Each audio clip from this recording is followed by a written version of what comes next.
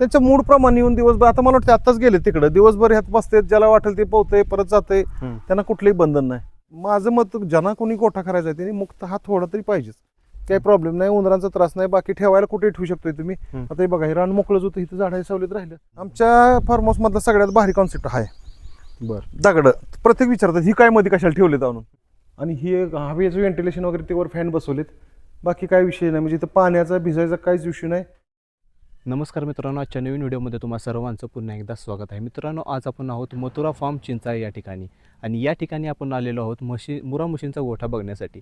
या ठिकाणी एक खास सोय केलेली आहे. जसं की गोष्ट सांगायची झाली तर एक गोष्ट अशी बघण्यासारखी आहे की ते स्विमिंग पूल आहे, म्हशींसाठी स्विमिंग पूल केलेला आहे. त्यासोबत जो आपला चारा असतो तो चांगल्या प्रकारे टिकण्यासाठी मोठं शेड टाकलेलं आहे, आणि त्या शेडमध्ये ट्रॅक्टर देखील पलटी होऊ शकतो. ट्रॅक्टर जो चारा घेऊन येतो तो देखील पलटी होऊ शकतो. अशा प्रकारचं नियोजन आहे, सुंदर असं नियोजन आहे.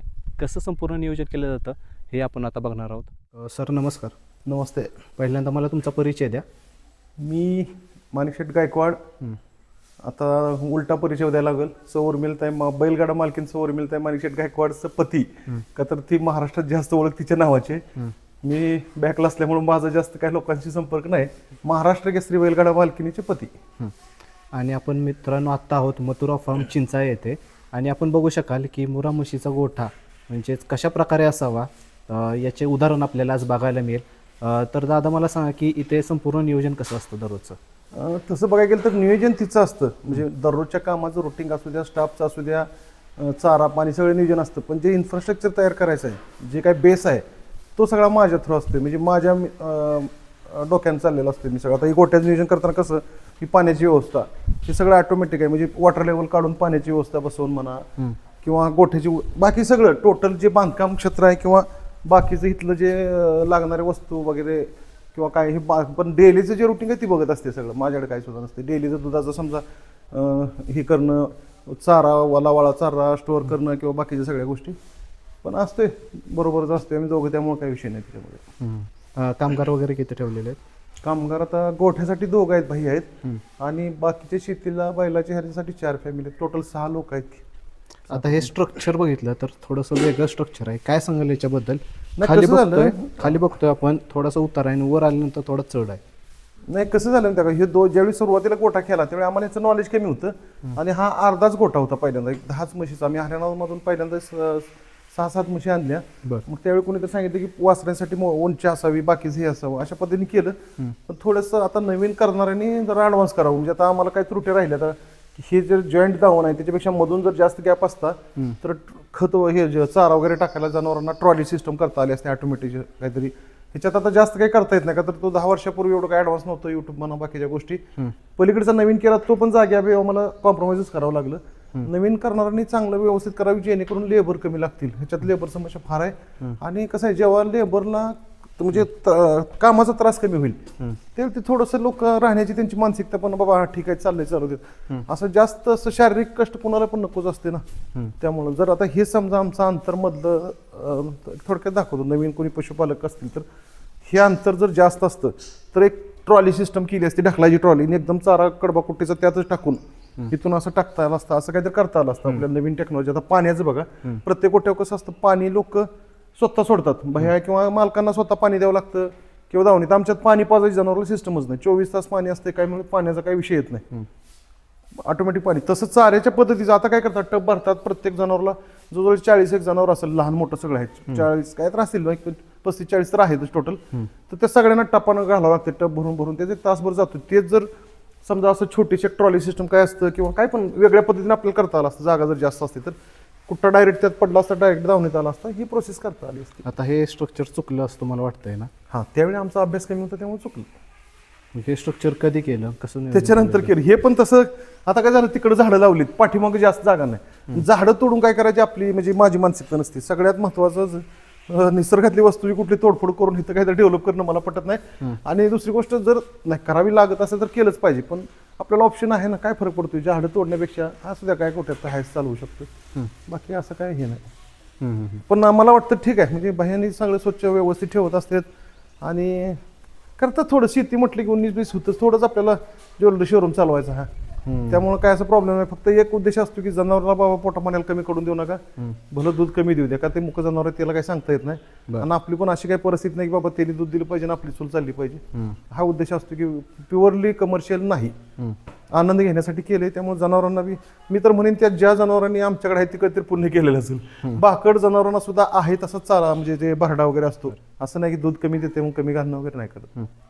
आता मला सांगा की एका म्हशीचं अंतर किती ठेवण्यात आले, हे अंतर किती ठेवण्यात आले मधलं मॅटमधलं अंतर? मॅट सर्वसाधारण 5 फूट असेल, 5 फूट आहे. आणि त्याच्या मागे जर बघायला गेलं तर किती जागा आहे? मागं बघा आम्ही त्यावेळी केलं तर 12 फूट असं काहीतरी ठरलेलं होतं, एवढं लक्षात नाही. पण असंच म्हणजे तेच त्यावेळी विचार करूनच की भैयांना विचारलं बाबा आपल्या जनावर किती लागते. त्यावेळी बनवताना जो भैया ज्याचा अनुभव कसा आहे त्याच्यावरती गेलेलं होतं. पण हा गोठा ठीक आहे, फक्त आता मधलं थोडंसं हे आहे, जनावरांना सफिशियंट बसायला नाही. पाड्या लहान ह्याचं कसं असतं पाड्यांचं, जर ह्याच्याबरोबर लेवल असेल तर किचकिच राहिली का त्याच्या पायाच्या खुराकला किंवा ह्या आपल्या गुडघ्याला वगैरे कसं जखमा व्हायला चालू होतात. ही सातराळी असल्यामुळे पाणी वगैरे लागायचं काही विषय होत नाही. आणि ज्यावेळी जन्मलेलं एक 3 महिन्याचं पाड्याला रेडीला म्हणा की पाणी वगैरे पेलं तर ते आजार पडतं. त्यामुळे ही हाईटवर असल्यामुळे पाणी वगैरे साठत नाही, हा उद्देश, बाकी काही नाही. मग आता तिथे बारके रेडकं जे असतात त्यांना पाण्याची सोय कशी आहे? लहान 3 महिन्यापर्यंत का पाणी पाजतच नाहीत. बाकीची थोडंसं मोठं झालं, खायला चालू झालं की पुढं घेतो आम्ही, डायरेक्ट पुढे घेता. हां. आता किंवा तिथं जरी असलं तरी ती बाहेर पाणी पाजतो, तर टापान पाणी पाजतो. आता मला सांग की हे पूर्ण आपण स्ट्रक्चर बघितलं, भरपूर मोठं आहे. एकूण किती म्हशीचा गोठा आहे हा? टोटल 40 म्हशीचं आहे. टोटल 40 म्हशी. म्हणजे मोठी लहान. आता कसं असतं जनावरांचं काउंटिंग ते बाह्यांचं कसं असतं, दूध पिणारा सोडून त्यांच्या अकाउंटमध्ये येतं सगळं सांभाळताना. त्यामुळे आमच्या दुधाची मोठी म्हशी 20 असल्या तरी पहिलं रेड्या ही ती टोटल जनावर म्हणून इथं 40ची संख्या आहे. किती बसू शकतात तिथे? हा तेवढीच मोठी जनावर सगळी आहेत, सगळीच्या सगळी या गोठ्यात बसतात. नाही कॅपॅसिटी किती आहे या गोठ्याची? किती? आता सध्या फुलच आहे, कारण पाठीमागच्या 3 महिन्यापूर्वी कसं झालं, जी पहिल्या पाड्या होत्या 2-2.5 वर्षाच्या, त्यांना बांधायला जागा नसल्यामुळे 4 जनावर कमी केली. म्हणजे आम्हाला करतो कमी, असं काही विषय नाही, बरोबर एवढ्या दावणीची आपण ठेवतोच. आता याच्यासाठी पूर्ण तर तुम्हाला खर्च किती आला असेल साधारण? त्यावेळी आला असेल 8-10 लाखाच काहीतरी आला असेल त्यावेळी खर्च. काही एवढं लक्ष नाही दिलं, का तर ती बाकीचं ती फायनान्शियल सगळं तिनं बघितलेलं होतं. मी स्ट्रक्चर फिक्स करून दिलं तर बिल भागवण्यावरतीच तिनं भागवलं होतं, मी काही ध्यान दिलं नव्हतं. पण असेल तेवढंच 8-10 लाख रुपये आला असेल काहीतरी. प्रत्येकाला वाटतं की प्रशस्त, आता तुमचं जसं शेड आहे, प्रत्येकाला वाटतं की असा आपला गोठा असावा, पण सुरुवात कशी केली पाहिजे असं तुम्हाला वाटतंय? ना कसं आहे, जनावर सुरुवात करताना कमी जनावर करावं आणि उत्तम क्वालिटीची असावी ती. म्हणजे असं नसावं की एकदमच जास्त आणली किंवा कमी दूध देणारे असतील तर जनावर खायचं तेवढंच खाते. आता आमच्याकडे मुरा आहेत का नाही, मला सांगतो एक 4-5 म्हशी अशा आहेत की जो 18 लिटर पण दूध देतात. बरं. शेवटी कधी कधी कमी, एखाद्या सीझनला कमी येतात. ह्या वर्षी थंडी जास्त होती तर मला वाटतं एक 20% दूध कमी झालं ह्या वर्षी. नाहीतर बाकीच्या वेळी असं देतात दूध, काय प्रॉब्लेम नाही जनावर. आता मला सांगा की इथं ऑटोमॅटिक सिस्टीम केलेलं आहे, तर आता आपण इथं बघू शकाल की थोडीशी घाण आहे. म्हणजे साफ कधी केलं जातं, किती दिवसातून केलं जातं? आठवड्यात 1-2 वेळा तर काढतात भैया. खाली खाली त्याचं आउटलेट तिथं आहे, ते कॉक खाली केला की ज्यातले कचरा वगैरे सगळा निघून जातो, असं काय विषय. आणि घाण म्हटलं तर कसं आहे, चाऱ्याची असते, बाकीचं असं काय नाही. म्हणजे ते खाण्याच्या ऐवजी हात पडलेला असते, त्याच्यामुळे त्याचं असं काय, असं त्याच्या शरीराला हानिकारक अशी घाण काय नसते. भरडा वगैरे पडलेला असतोय, तोंडाला लागलेला किंवा चाऱ्याचा तुकडा पडलेला असतोय. पण पाणी आठवड्यातनं 2 वेळा तर खाली पूर्ण करून सगळ्या प्लेटा त्या भांडी धुवून ठेवते पोरं, काही विषय नाही. आता या गोट्याची लांबी रुंदी किती आहे? लांबी मला वाटते 40-60 फूट काहीतरी असेल अशी, काय एवढं लक्षात नाही, बरेच दिवस झालं ना करून. तरी किती असू शकते साधारण? होय 60 फूट असेल की सगळी. आणि रुंदी? रुंदी बघा 30-32 फूटच्या आसपास असेल, एवढं काय लक्षात नाही, पण असेल तेवढी. म्हणजे त्यावेळी केलेलं असल्यामुळे काय लक्षात राहतं एवढं. सुरुवात कितीपासून केलेली? सुरुवात 6 म्हशी आणल्या, त्याच्यात थोडंसं दुधाचं कमी झालं. म्हणजे हरियाणा सिस्टम कशी रेडकून 5 दूध सांगतात, त्यांनी सांगितले 12 लिटरच्या दूध. इथं आम्ही आलो, बघितलं तर ते 8-9 द्यायला लागल्या. परत त्यांना विचारलं असं कसं काय, तर ते म्हणते बच्चा नाही पिला ना, बिना पिला की. मग म्हटलं फसला. मग आम्ही त्या विकल्या आणि परत दुसऱ्या वेळी ज्या आणल्या 9 म्हशी आणल्या आणि एक बुल आणला, रेडा आणला. बरं. ती चांगलं लागलं, त्याचे सगळं टोटल ब्रीड चांगलं आहे. म्हणजे आमच्या गोट्यात आता उत्तम मधल्या उत्तम म्हशी आहेत. असं नाही की बाबा कुठं तर कॉम्प्रोमाइज असेल. एक आम्हाला विकताना विचार करायला लागतो नक्की कुठली विकायची. जर ही दाखवली, भयाला म्हटलं ही विकूया, तर ते मग ते अच्छी दूध दे रे, वो भी अच्छी दे रे, अरे बेच नाही फिर कौन सी बेचे. म्हणजे विकताना आम्हाला असं होतं की कुठली विकून कुठली ठेवू, कुठला फॉल्ट एकाही जनावरात नाही, आजाराचा तर विषयच नाही. कधी वेल्यानंतर किंवा काय असं काय म्हणजे नैसर्गिक आपण होतो ना ज्यावेळी वेल्यानंतर थोडं वार पडताना कधी काय समस्या आली किंवा इतर काय असं झालं तरच, नाही तर शक्यतो डॉक्टर वगैरे काय गरज नाही. आम्ही एक बैलांच्याच दुधासाठी एक जर्सी घेतली की बाबा बैलांना दूध लागतं बाहेर घ्यायचं त्यापेक्षा म्हटलं असू द्यात घरी काय फरक पडतोय. तर बऱ्याच लोकांची तक्रार असतात की जर्सी आजारी पडतं. आम्ही घेऊन मला वाटते चांगले 7-8 महिने तर झाले असतील, 5-7 महिने तर झाले असतील, अजून एकदाही त्याला डॉक्टर बोलवलं नाही. त्याची पाडी पण उत्तम आहे, गाय पण उत्तम आहे. आता ती काय झालं थोडं तिला त्या ओपन मध्ये सोडायचं होतं, पण विषय असा की ती सांभाळून घेते की नाही हे बघायचं होतं. आता पुढल्या वेळी ते थोडं ट्राय करायचं, त्यांच्याबरोबर तिकडे मोठ्या जनावर सोडलं तर जास्त फिरून येईल. म्हणजे तिला आताची बारकं रेड काय त्यांच्यावर ठेवलं जातं. ही एवढा स्पेस लहान राहतं त्यांसाठी. कुठल्याही जनावर असू द्या, माणूस असू द्या, कुणाला बेस्ट जेल कुणाला आवडतं, ती शिक्षाच आहे ना. कायम तुम्ही बांधून ठेवलं तर त्यांचं माइंड कसं फ्रेश राहणार आहे. आणि दूध उत्पादन ही माणसाची शरीराची ऊर्जाच महत्वाची आहे ना. तुम्ही तुमचं मन, आता तुम्ही घरात आग दिवसाही असला तर तुम्ही काय पण एक्स्ट्रा काम करू शकता. घरातच तुम्हाला बरोबर नसेल तर तुम्ही तर कुठल्याही गोष्टी करू शकत नाही. तसं ह्यांचं पण आहे, ती एका ठिकाणी बांधून बांधून बांधून आता इथं कसं ती कुठेही बसते, ती घासते, ती काय तर चारत चबळत राहते, ती खाते ती. त्यामुळं माझं मत, ज्यांना कोणी गोठा करायचा आहे त्यांनी मुक्त हा थोडा तरी पाहिजेच. समजा आता आमच्यासारखं एवढं प्रशस्त जागा नसेल, काय हरकत नाही, थोडं करा. त्याला वाटलं पाहिजे आपण मोकळा आहे. ती घोड्याला कसं एखादा बघा ती धरायची सवय लागली आणि ती खुर्चीला बांधलं तरी जात नाही कुठे, त्याला माहित आहे बांधलंय आपल्याला, ती खुर्ची घेऊन जाऊ शकतं, पण त्याच्या मनात माइंडसेट झाले असते आपल्याला बांधले. तसं ह्यांना वाटलं आपण मोकळा आहे, किती जागाही महत्वाची येत नाही, ते थोड्या जागेत सुद्धा खुश राहू शकते जनावर. आणि या झाडांच्या सावलीखाली पण त्यांना झाडांच्या सावली खाली आहे, काय विषय नाही त्यांचा. शेवटी नॅचरल आहे. आतमध्ये शेडमध्ये तुम्ही बांधून ठेवणं ती वेगळाच आहे. आता हे लहान किती असतील? लहान असतील मला वाटतं 12-13 असतील काहीतरी. 12 याचा डाटा सगळा तिच्याकडे असतोय. बरं. म्हणजे बेसिक डाटा जो पण आहे तो तिथे भेटेल तुम्हाला. म्हणजे तुमच्या ज्या पत्नी आहेत त्या संपूर्ण एवढं सगळं सगळं 15 एकर शेती, 30-40 म्हशींचं, 2-3 बैल, गाय, शेतीचं सगळं नियोजन, घर बघत बघत करणे. बाकी काय ना, आम्हाला 3 टाइम मस्त मध्ये जेवण देणे आणि शेती करणे, शेतीचं मॅनेजमेंट बघणे.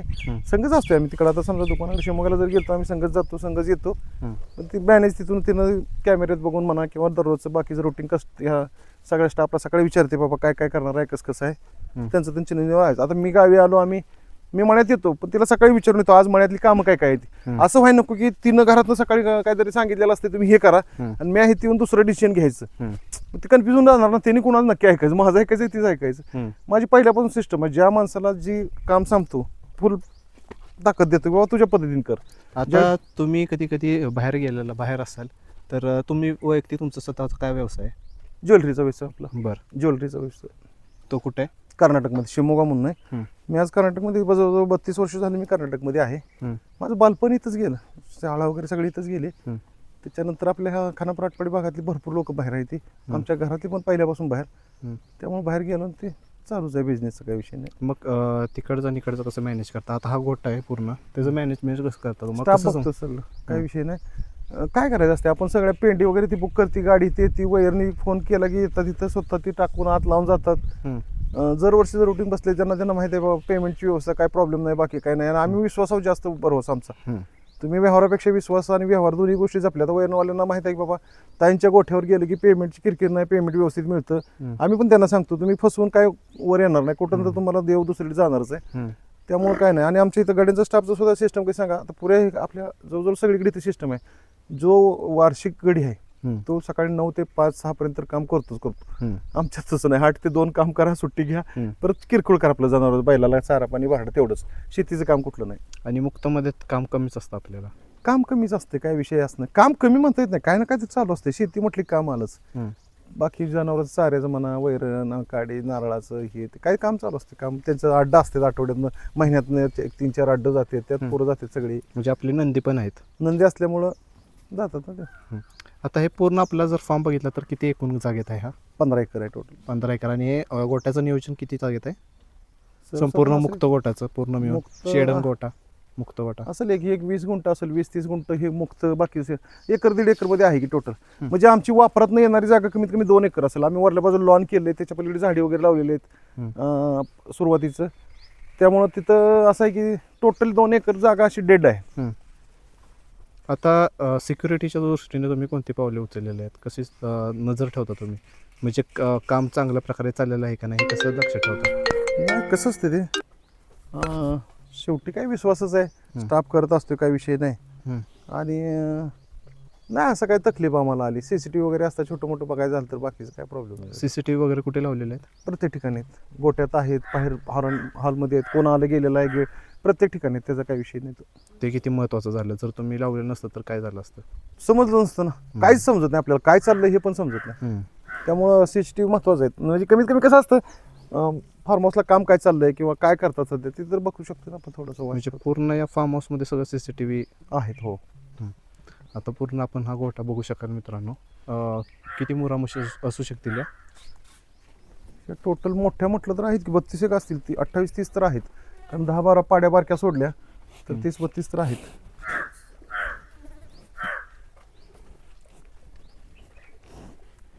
व्यसन वगैरे कोणालाच नसते ना? नाही, व्यसन मोरकी काही नाही. आणि विशेष यांचं एवढी डिसिप्लिन आहे.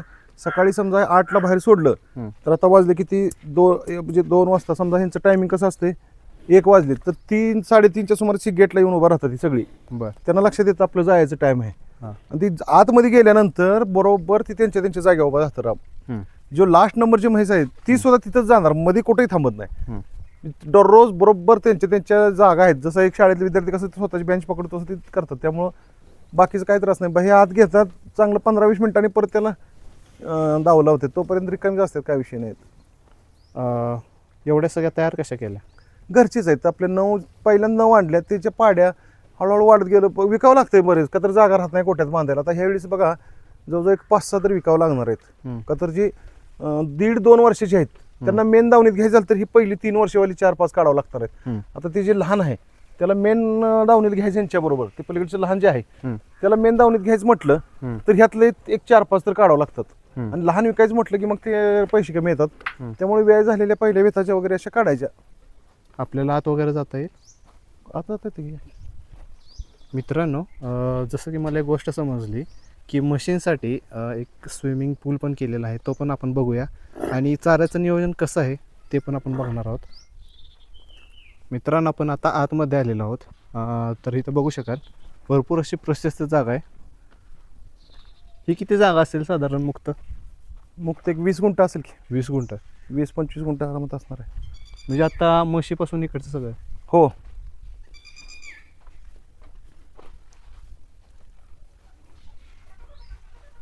खास मशीनसाठी स्विमिंग टँक केलेला आहे, स्विमिंग पूल केलेला आहे. याच्या मागचा काय उद्देश होता? कसं आहे, मी ज्यावेळी हरियाणाला गेलो त्यावेळी तिथं प्रत्येक गावाच्या बाजूला असं तलावासारखं आहे. आणि दिवसभर मशीन निवांत असतात. आणि मशीन पण मेन महत्वाचं म्हणजे हे पाहिजेच, पाण्याचं असणं जरुरीचं आहे. त्यामुळं तिथला कॉन्सेप्ट बघून म्हटलं तर स्विमिंग टँक करूया, बनवला. त्याचा दोन्ही फायदा झाला आम्हाला. आपली जमीन अशी आहे की इथून खाली डाऊन होत जाते. बरं. मग आम्ही काय करतो, ह्या पाईपनं एक 4 इंची पाईपचा पुढे आउटलेट दिलाय. बरं. ह्या दोन्ही मोटरांचं पाणी ह्यात सोडायचं आणि खालून परत पाणी बाहेर काढायचं खाली इथंपर्यंत पुरल्या शेतीला. आता ह्या प्लॉट सुद्धा असा वरनं भरवतो. समजा स्विमिंग टँक पूर भरणं बाहेर पाणी निघतं, हा प्लॉट भिजतो, ह्याच्या खालचे प्लॉट भिजतं, टोटल शेती नंतर ह्या साहेबांना पाट पाण्यानं खाली देतो. आता काय झाले, पिकं सगळे निघलेत, गहू निघलेत, बाकीचे मका निघलेत, रानात नांगरायची उन्हाळ्याला, त्यामुळे पाणी जास्त खाली केलं नाही. उन्हाळ्यात भरपूर फायदा होत असेल याचा. हा, उन्हाळ्यात म्हशी आता कसं आहे ते त्यांच्या मूड प्रमाणे येऊन दिवसभर, आता मला वाटतं आत्ताच गेले तिकडं, दिवसभर ह्यात बसते, ज्याला वाटेल ते पोहते परत जाते, त्यांना कुठलंही बंधन नाही. साधारणतः किती खालून उंची असेल याची? हे जवळजवळ 12 फुटाच्या 12 फूट आहे, 12पेक्षा जास्त 12 फूट आहे. त्याच्यामुळे फायदा किती मिळतो आपल्याला जर दूध व्यवसाय एखाद्याला करायचा असेल आणि स्विमिंग टँकचं नियोजन करायचं असेल, यामुळे फायदा काय काय मिळतो आपल्याला? तुम्ही 8 दिवस पाणी कमी सोडलं तर 9व्या दिवशी दूध पण कमी येते. म्हणजे त्यांच्या लक्षात येते आपल्या सिस्टममध्ये काहीतरी चेंज झालाय, जनावर दूध कमी येते. भया लगेच फोन करतात, शेठजी हो पाणी भरा नाही खाली, मॅडम जी पाणी भरा नाही खाली आहे, ते चालू असते परत लगेच. त्यामुळे नाही, ह्याचा फरक आहे. जनावर मशीनच्यासाठी गोट्यात मुक्त पाण्याची व्यवस्था हा कॉन्सेप्ट, कुठलीही गोष्ट प्रॉपर असावी माझं मत, पण सामान्य शेतकऱ्याला ते पुरवणं शक्य नाही. त्यामुळे आता काहीच करू शकत नाही, त्याला पर्यायच नाही त्यांच्याकडे. मला सांगा की पाणी किती दिवसातून चेंज केलं जातं? नाही, खालून पाईपनं आउटलेट असल्यामुळे कायम रिकाम होत जातो, भरत जातो. आता रानं रिकाम असल्यामुळे काही काढलेलं नाही पाणी, नाही तर चालू असते, दररोज चालू असते. म्हणजे 4-5 दिवस ह्या राईनला जेव्हा समजा आपण आठवड्याने 1-2 वेळा पाणी देतो, पाणी चालूच असते. आमच्या फार्म हाऊस मधला सगळ्यात भारी कॉन्सेप्ट आहे. बरं. दगड प्रत्येक विचारतात ही काय मध्ये कशाला ठेवले आणून. हम्म. असं आहे की मी एक दिवशी इथं बसलो होतो झाडाखाली आणि म्हशी आल्या आणि त्या पाठीमागच्या भिंतीला पत्र्याच्या टोटली घासच जायच्या. बरं. त्या म्हटलं ह्यांना काहीतरी परमनंट व्यवस्था केली पाहिजे. मी नंतर परत लाकडी बनवलं, लाकडी बरं. वंटका घेतला, त्याला ब्रश केला बरं. युट्यूबमध्ये बघून सगळं. ती काही जनावर ठेवू ना, ती घासून घासून घासून महिन्या 2 महिन्यात ती मेंटेनन्स जास्त यायला लागला. हम्म. नंतर एक मशीन चाललं होतं JCB, तिथं गेलो पोकलँडवाल्याला म्हटलं आम्हाला 2 मोठे दगड भरून दे. ती दगड आणली आणि इथं लावली. आता मशीनी घासून घासून ही पण गुळगुळी करून टाकली ती. हम्म. पण आला का पहिला राऊंड त्यांचा इथं असतो. हम्म. पहिला आलं की ह्या एक लाईन घासणे, हम्म. पाण्यात जाणे, परत ऊन तापलं इकडे येऊन थांबणे. हे का नियोजन केलं मग घासण्याचं वगैरे त्यांना? तेच त्यांना जनावरला कसं माहिती मेन त्यांच्या अंगात खुसदी झालेली, त्याला काय हात आहे का काय. हम्म. मग ते कुठे भिंतीला घास, कुठे कंपाऊंड घास करायचं. आता बाकीची मोडथोड कमी थांबली ह्याच्यामुळे त्यांनाही लक्षात आली आपल्याला घासायला ठेवली. म्हणजे ते तुमच्या निदर्शनास आले की आपण हे पण केलं पाहिजे. केलं पाहिजे. हा यासाठी. म्हणजे त्याला काय झालं माहिती का, म्हशी अशी येते की ह्याला काय पण करावं, ती काय ठेवत नाही ती. हम्म. पत्रा वगैरे बघितला घासून पाक तोडफोड करते ती. मग ही म्हटलं याला घट्टच पाहिजे, हे कितीही घासलं तर हालत नाहीत. हम्म. म्हणजे दिवसभर पूर्ण इथं असतात आणि तिकडे कधी कधी बांधता मग परत? नाही, 8 वाजता बाहेर येतात सगळी. हम्म. 8ला बाहेर आली की 3:30-4 वाजेपर्यंत इथं. हम्म.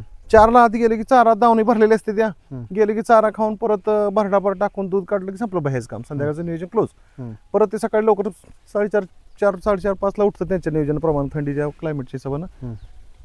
तर भरडा देणे, शेणघण काढणे, चारा टाकणे, दूध काढणं, धुवायचे, गोठा धुवायचा, म्हशी धुवायचे आणि बाहेर सोडायचे. दररोज म्हशी धुतो, दररोज धुतले म्हशी धुतले जातात.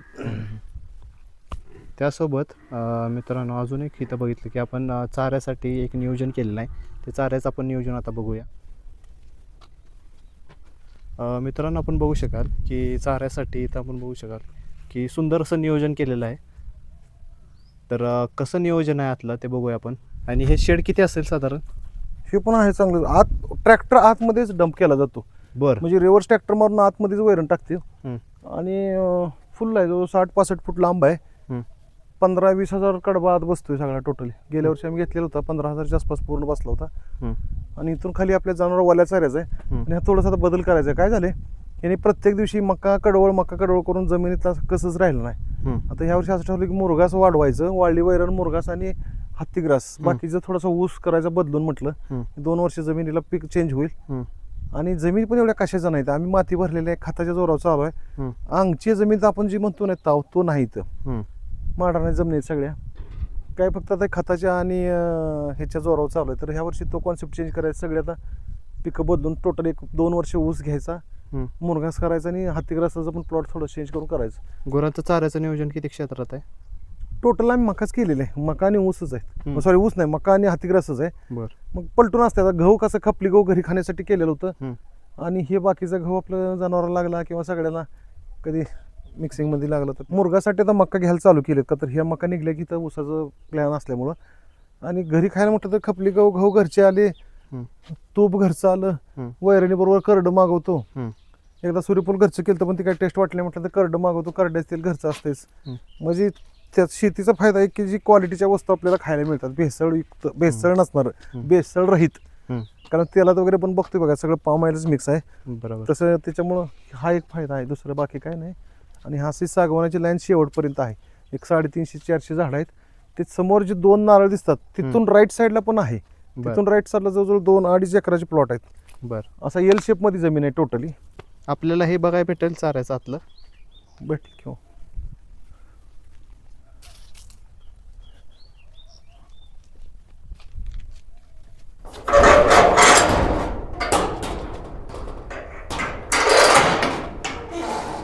हे असं आहे चाऱ्याचं. आपल्या घरच्या मकाचा कुट्टा करून ठेवलेला आहे. पाठीमागं गेल्या वर्षीची शाळवाचा तेवढा कडबा आहे. आता काय करायचं, नवीन कडबा चालू झाला की पाठीमागचं पुढे घ्यायचं आणि नवीन कडबा पाठीमागं लावायचा. आणि ही हवेचं व्हेंटिलेशन वगैरे त्यावर फॅन बसवलेत. बाकी काय विषय नाही. म्हणजे इथं पाण्याचा भिजायचा काहीच विषय नाही. वैरण वर्ष ठेवा, काय प्रॉब्लेम. आता गेल्या वर्षी सीझनची वैरण आहे. ते आता एक दिवस सगळं पुढं घ्यायचं ओढून, JCBने घ्यायचं पुढं ओढून, मशीन वैरण भरायची आणि नवीन वैरण पाठीमाग भरायची. म्हणजे वर्षभर टेन्शन नाही. म्हणजे बोत वगैरे भरून ठेवायचं टेन्शनच नाही? काय नाही, बोध भरायची भानगड नाही. ट्रॅक्टर डायरेक्ट पलट्यात बघा ना, उंची हाईट किती असल्यामुळं ट्रॅक्टर डायरेक्ट आत पलटी मारणे. पूर्ण हाईट किती असेल? हाईट त्याची 24 फूट काहीतरी आहे. बरं. 23-24 फुटाच्या पेक्षा जास्त आहे. पूर्ण ट्रॅक्टर पलटी होऊ शकतो इथं. ट्रॅक्टर जातच कुठं पण करताना आताच त्यांनी आता मला वाळली वैरण गमाळ्यात आणून का नाही इथंच मशीन लावलं होतं. डायरेक्ट कुठं तिथंच गेलं त्यांनी म्हणजे भरून आणून डम्पिंग नाही केलेलं. वैरण वगैरे खराब व्हायचं पण टेन्शन नाही. काय नाही पाण्याचं कुठं इथं नुकसानीचं पर्सेंटेज मला वाटतंय आपण म्हणतो ना 1% पण नसाल कदाचित 1% असू शकते. ह्याच्यासाठी सगळ्यात महत्वाचं मॅनेजमेंट महत्वाचं आहे आणि पुरुषांचं मॅनेजमेंट एवढं परफेक्ट नसतं. महिला करत असताना त्याचा फायदा एक आहे की बायकांचं बारीक काटकसर असतं. तुम्ही बघा मार्केटमध्ये पण जिथं डिस्काउंट आहे तिथे घेणार बाकी बघणार नाही. तसं इथं आहे नुकसान बाकीच्या गोष्टीत असं व्यवस्थापनात कुठं एक महिला करत असल्यामुळं 100% म्हणजे उत्कृष्ट नियोजन आहे. मी पहिल्यांदा सुरुवातीला माईड नियोजन होतं जास्त नुकसान व्हायला लागलं वेस्ट व्हायला लागलं. आता तुम्हाला लक्षात येईल उकरंड्यात सुद्धा बिलकुल असा जनावरचा कुट्टा काही वेस्ट नव्हता बिलकुल नसते वेस्ट. ह्यातली वैरणीची एक पेंडी सुद्धा मला वेस्ट जाणार नाही. महत्वाचं कुठलीही गोष्ट करा धंदा करा शेती करा मॅनेजमेंट महत्वाचं आहे. बारकावं महत्वाचं आहे आणि ती महिला बघू शकतात बारकावं सगळं प्रत्येक गोष्टीत. कधी कधी आपल्याला बार्गेनिंग होत नाही पण त्या करतात. बराच किस्सा असं झालेला. एखादी गोष्ट मी आता मध्ये मका घ्यायचो होतो एक जणाची अशी घेताना मी 100 रुपये जास्त घेतली आणि त्यांनी परत ती दुसरी एक मका घेतली ती 200 रुपये कमी घेतली. म्हणजे महिला बार्गेनिंग करतात आपल्याला होत नाही ना ते आपण एवढं जास्त घिसघिस करून मागत पण नाही. तरी मी तिला सांगतो लय दाबादाबी करत जाऊ नका आपलं काय थोडं 2 पैसे इकडे तिकडे त्यांच्या पद्धतीने जातात ते काय. आणि इथं काय केलेलं आहे एकदमच 50 क्विंटल 100 क्विंटल आपली घरची मका झाली का भरून ठेवतो किंवा आणि सीझन मध्ये लागल त्यावेळी मका गहू एकदम घेऊन टाकतो भरड्यासाठी. बाहेरचा भरडा शक्यतो वापरत नाही. घरी आपण तिथं हॅमर बसवलाय त्या कडबा कुठे शेजारी 100 क्विंटल. आता गेल्या वर्षी मला वाटतं घरची आणि बाहेरची मिळून 100 क्विंटल मका होती. गहू विकत घेतलं होतं. आता पण गव्हा सीझन आहे आता एक गहू घ्यायचं त्या हिशोबाने ती त्यांना माहिती आहे किती लागतं आपल्याला वर्षाला. त्यांचं नियोजन ही मिसेस सगळं बघत असल्यामुळे ती नियोजन करते की बाबा आपल्याला गहू किती लागणार आहेत मका किती लागणार आहे त्यामुळे ती घेते त्याचा काही प्रॉब्लेम नाही. त्यांची सिस्टम कशी असते एक बॅरल 10 क्विंटलचा 20-22 दिवस जातो सगळ्या जनावरांना.